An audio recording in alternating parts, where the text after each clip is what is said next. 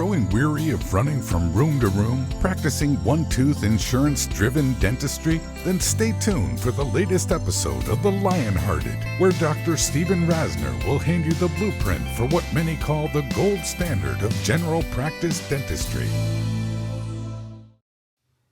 Hi everyone, Dr. Steve Rasner here. Welcome to another episode of The Lionhearted Dental Practice.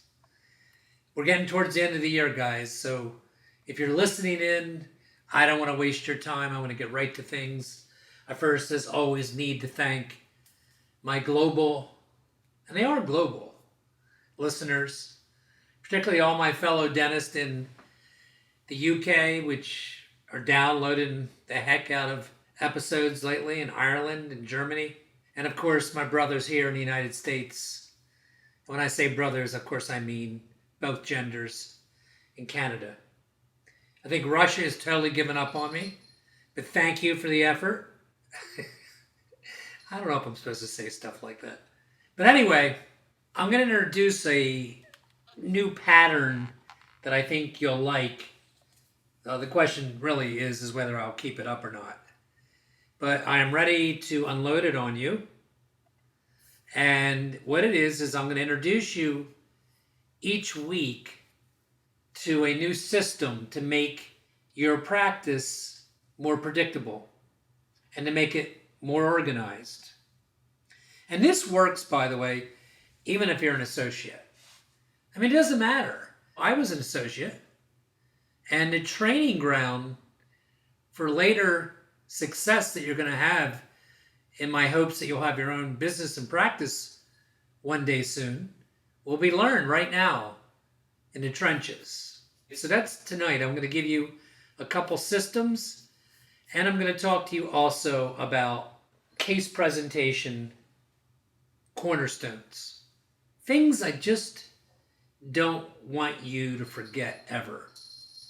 Like if you're placing an implant, most of us know that if we're placing next to a tooth, we'd rather not be closer than 1.5, certainly, to 2 millimeters.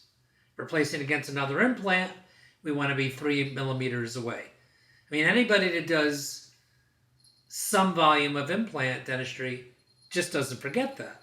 And these will be those kind of principles for your case presentation. So I'll give them to you first, okay? And then I'm going to get into some really cool systems I want you to adopt as soon as possible. So let's picture this for a minute. You know how important I think it is. I mean, it's a ridiculous comment by me that you get consistent case acceptance. And we've been over the Lionhearted approach many, many times in many different angles. But I've never said this to you. What do you think is more important perceptively from the patient when you're in that moment? Everything else, let us say, is equal. Like you've done your marketing, which brought that patient in. You have anything I'm saying right now that you don't know the answer to, like what's he talking about? You need to write it down and write to me, and I'll direct you to the episode, or I'll send you a blog that I've written on it already. So I'm taking you back to the case presentation moment.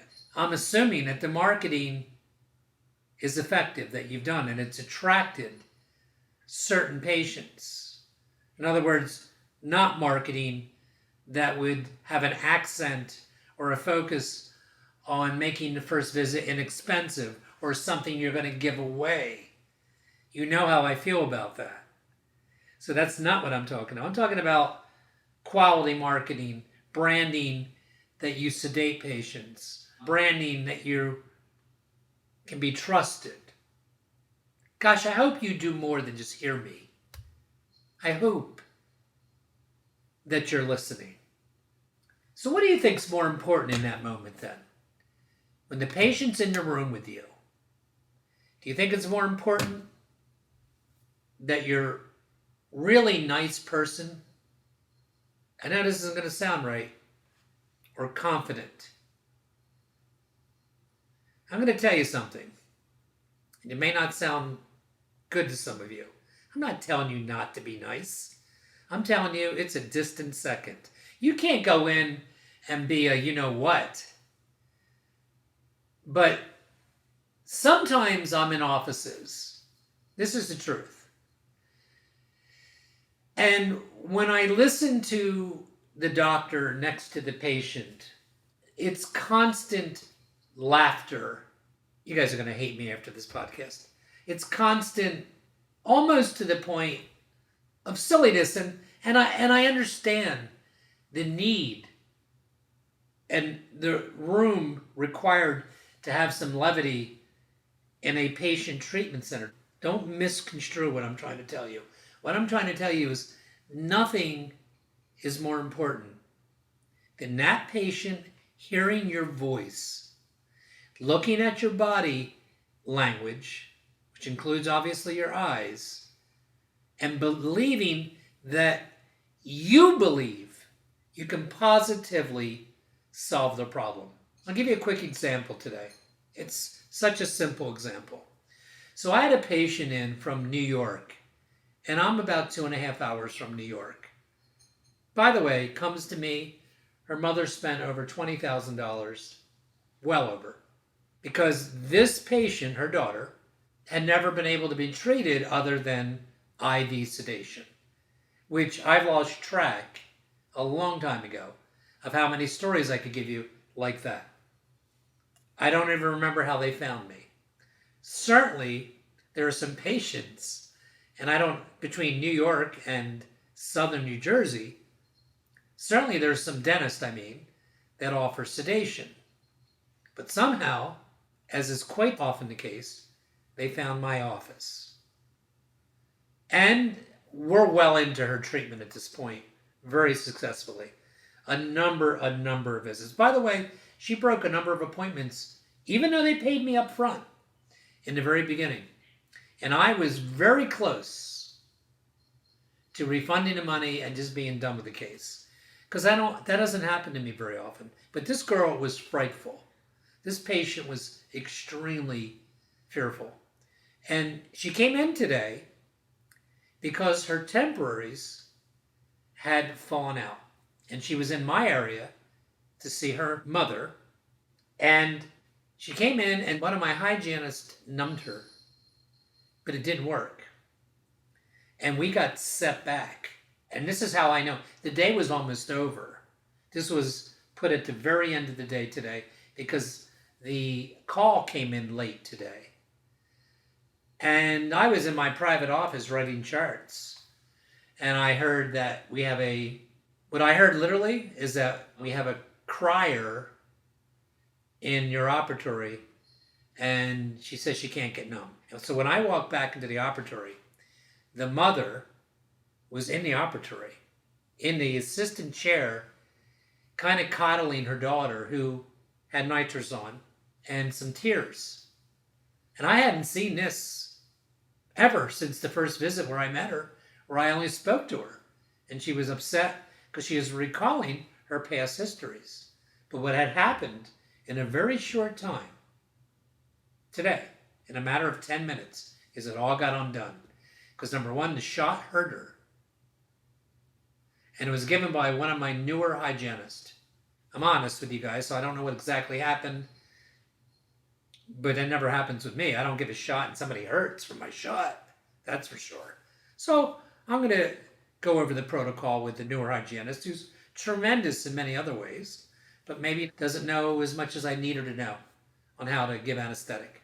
And I'm losing control. Like I walk into a lost control situation. She's not hysterical. And I know I am an incredibly confident clinician. And I walk in, and I'm compassionate too, as I would think all you guys are. If that's who you are, if you're a sedation practice, then you can't be compassionate sometimes.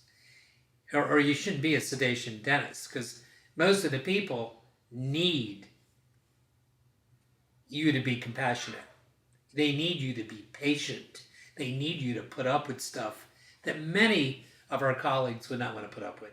And I walked in, and I just put my arm on her arm, and I said, just take a breath. I'm absolutely going to get you very numb in a very short time, and you're not going to feel it. And I said it like that because I know it's true. By the way, I gave her a mid-buccal root, couple drops so it blanched, over 8 and 9 of articaine. She had been numbed in the vestibule, so I gave, not in the vestibule, but where the mid-root would be. If I've never gone over that technique with you, you blanch it, so you're lifting the needle under the mucosa and ballooning it a little bit, and then go direct in, hard against the bone, and give a little couple more drops, and it blanches everything. You can literally see it. And it's for those hard to numb teeth sometimes. These teeth have been prepped already. We've been in temps probably too long because she's missed a couple appointments. Seriously, you know what happens. A tooth can become hypersensitive. But it was pretty rewarding to take control, and I felt it, man, of the entire situation. Because we couldn't even clean the cement off her abutment teeth because she couldn't be touched. She couldn't even be touched with a cotton roll, let alone a Cavitron or a 34 scaler to get the cement off. And I got to tell you, her mother peeked her head back in to my room and said, thank you very much. And you know, there's a lot on the line. There's a lot of responsibility when you have cases like this that come as far away as she does, spend as much money as she did, and you're damn right I'm going to go completely 100%, not the first time I meet her, not the second and third, every time. So confidence is, yeah, I'm nice, and it's important to be nice. Confidence over nice. But what I'm saying that is you can't cover up. I guess that's what I'm trying to say to you. You can't cover up a lack of confidence by being incredibly, are you okay? You okay? Just going to give you a little bit. You all right here? Okay. You feel that? You okay? That's nice of you to do that, to address a patient that way. It's nice to have levity and be funny. But when the blank hits the fan, it's really important that the person in the chair has total confidence that you have control and can successfully provide whatever it is they came to you for. And very often, let's be honest, it is anesthesia. Are they numb enough? You can lose control of a situation. I haven't talked much about anesthetic technique on these podcasts, but it is hand in hand important for you to be masterful if you're going to have a sedation practice. Because certainly you know, sedation doesn't have any analgesic effects. It just calms our patients down and allows us to be very successful. So, sorry to get sidetracked, but it just made me think, I had that moment today. And certainly don't misconstrue me and hit me with bad emails. Yes, it's important to be nice and likable. Surely it is. But confidence has to just exude through your pores. So how do you get confident? You train, man. You just never stop training. I still, 41 years into it, I need repetition. I need to know more all the time about things I thought I knew everything about. I mean, there's many instances where I have purchased in my 41-year career a book on injection techniques or watched YouTubes or whatever it is. It's a powerful, powerful tool for you to be masterful at. So let's get to the systems. Now that I've spent 15 minutes with that, I didn't intend to. These are really, really important, and I want you to implement them.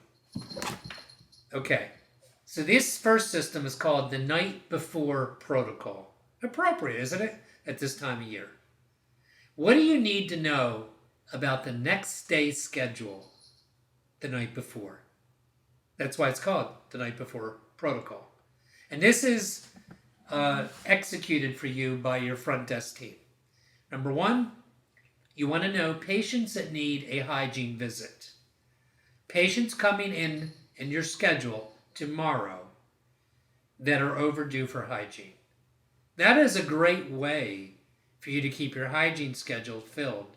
And it's very understandable how that can slip by, especially in a sedation practice, because often these visits are surgical visits and they're spread apart sometimes, especially if there's implants involved, by 16 or 20 weeks. Well, hell, a couple visits like that, and we can certainly be overdue for a hygiene visit. So somebody at the front desk has to be in charge of that. Who's coming in tomorrow in the schedules that is overdue for hygiene? And if you want to really carry it out to the next level, you also can look at what family members are overdue. So when they check out at the front desk, it becomes a little easier for you to say, hey, we haven't seen your husband. Dr. Rasner and the team, our policy is to look at every patient who comes in every day and see if there's members of the family that may have slipped through the cracks for whatever reasons and are overdue. And sometimes they'll schedule them. Sometimes they'll give you a reason why and tell you to call them. It's a good way to keep your hygiene schedule filled. Number 2. So first one is, who's coming in today that needs a hygiene visit? By the way, it also helps with that day's broken hygiene appointments. So if somebody breaks tomorrow, you go to that list and see if they happen to be in the office. And is it possible that they can be flipped after their operative appointment or whatever they're there for in the hygiene? It could be a patient coming in that's having a crown re-cemented. Next are returning patients. That's a critical category because to me, there's no better patient that comes to you, no better new patient than a returning patient. I've said that many times to you, and I stand by it. In other words, if somebody hasn't been in probably in years, and they're coming back for whatever reason. Usually, they have a new oral health problem that I want you to look into. So I want to know. Now, if that returning patient, in my office, there's a extended protocol. So, number 1, if they haven't been in a while and they call, the front desk team's job is to research that chart and see if there's any prior significant work, particularly implants, and provide me an outline, a 1-page outline that I can read in a minute and know the history of that patient's services. Have you ever walked in to a patient in hygiene that was a returning patient and the chief complaint, let's say, was a loose crown on an implant that started to move a little bit?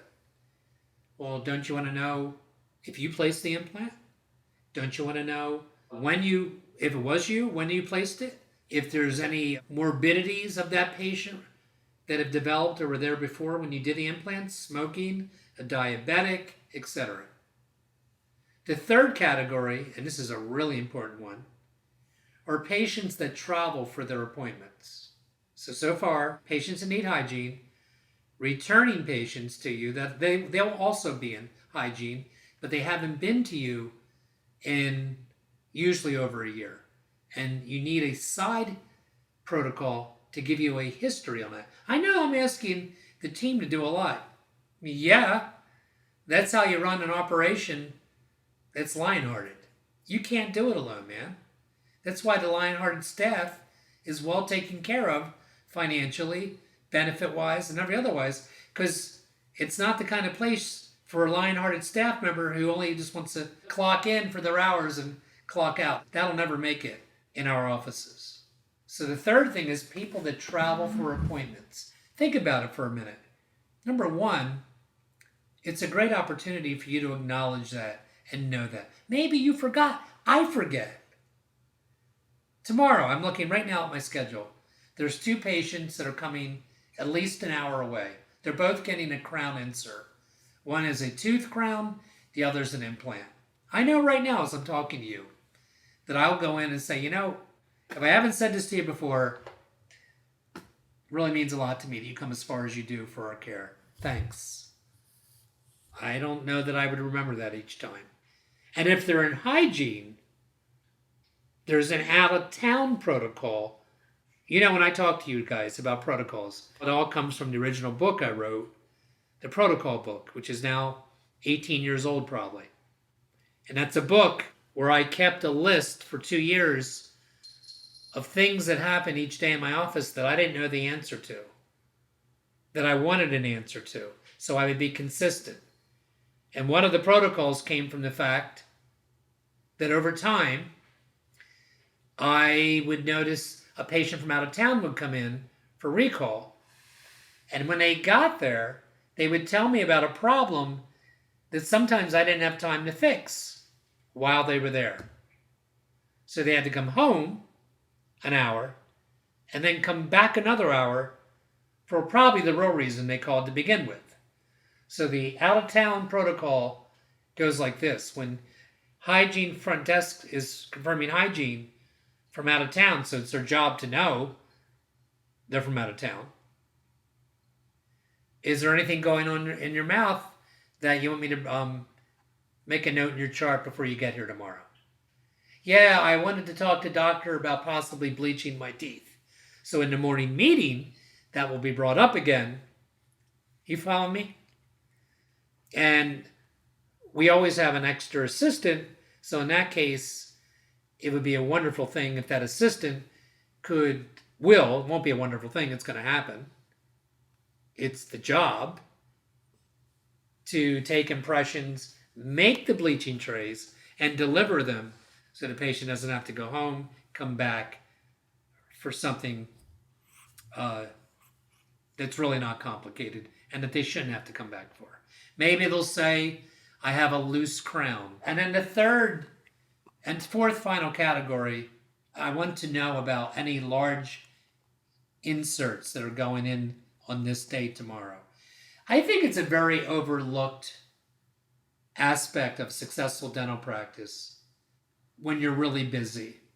You should be prepared to make it a big deal if a patient's getting a smile makeover insert. Don't you want to know about that in that morning? Maybe it's just me. Maybe my practice is so busy compared to some of my colleagues that I forget. But I need to know. It's one of my protocols. So the 4 are patients that need hygiene, returning patients that are in hygiene, that require a summary, patients traveling for appointments, and in the morning meeting or the night before, I want to know about big cases. And I'm looking at one right now, tomorrow. It's a 10-unit mandibular insert. I wouldn't prepare for an insert of 2 crowns or a 3-unit bridge. But, a bar overdenture case, certainly those of you that do all on whatever, all on 4, all on 6, if you're at the insert of the permanent prostheses, I think that's a big moment, a big day. We used to deliver a very nice gift. So I have gifts in the office that cost me about $24. There are cookies, like fancy cookies and that kind of a thing, and sometimes a candle and stuff like that. And we used to deliver them on the day of the insert, and I don't recommend you do that anymore. We deliver them at the next post-op. We do post-ops on big inserts the next day, 1 week, and 1 month. And sometimes I'll ask that patient to come back in so I can fine-tune their occlusion, make sure everything is the way it's supposed to be. And we will then deliver, if you want to call it, a thank you gift. And if you'd like me to take a picture of mine or write down the ingredients, my sister-in-law makes them for me, and they cost me $24 each. I think it's a nice way to complete a case, but I don't think you should deliver it the day you insert because you don't know if they're going to love the case. I mean, you hope they do, and they probably will, but don't you want to follow it up? I think it's more impactful if you do it the way I just said. So next week, the system I'm going to talk about that's really going to be critical for you is the emergency slip protocol system. Like, how do we deal with all the different emergencies? Now, when I say emergency, I don't mean somebody always swollen in pain. It could be a crown's out. It could be, I had a patient in today that had a crown loose. It wasn't my crown. It had a post and core, and it's always a post and core, is it not? On an endo tooth. I had another patient that didn't have to be in my office today based on the phone call, but nobody followed the protocol, so she really came in for nothing. She didn't know that. I'm saying to you, I could have handled that one over the phone because we had started a couple root canals just 1 week ago. I wasn't prepared for the root canals. It was the middle of prepping teeth, and I only put former cresol in and did a pulpotomy, and she was having some pain in that area. And I could have handled that with medication. That's one of the reasons you want to be prepared, because we don't want to bring patients in that we can manage equally, I said equally, over the telephone. So anyway, guys, the takeaway for tonight was to first give you a couple tips on case presentation. And I almost feel apologetic about it to you as I speak to you now, but here's the takeaway with that. The most important quality that needs to come out of your body language, of your eyes, of your voice, is your confidence when you're dealing either with not just a treatment plan, but a solution to the problem a patient is having. It could be one tooth. It could be an entire treatment plan. To give you an example, sometimes I'll say this. This is exactly what I would do, Mrs. Smith, and this is why. And I say that with great conviction, and so should you. I mean, if you know that. And it supersedes anything else. Again, of course, you need to be classy and cordial and likable. It's all important. But that can't cover up for a lack of confidence. And we'll talk also next week. You don't become incredibly confident the first course you take, correct? So how do you get that? And how do you exhibit that and convey that? Hope this helped, guys. Looking forward to a great 2022 with all of you. Hope to take you to the next level, man. It's right there in front of you if you want it to be. Have a great day. Have a great year. I hope, not sure when this one's coming out, this podcast, but Happy New Year and happy holidays.